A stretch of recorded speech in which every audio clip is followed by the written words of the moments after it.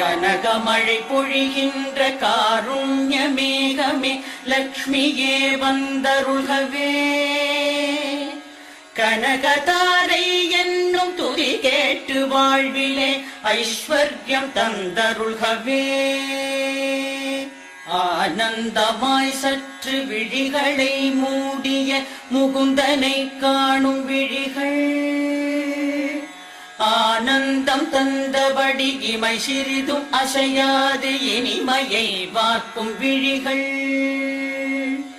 மன்மதச் சாயலை தன்னில் ஏற்கும் விழிகள், பள்ளி கொள்ளும் பரமனின் மனைவியாம் திருமகளின் பாதி மூடும் விழிகள், செல்வ சுகம் யாவும் அருள்க.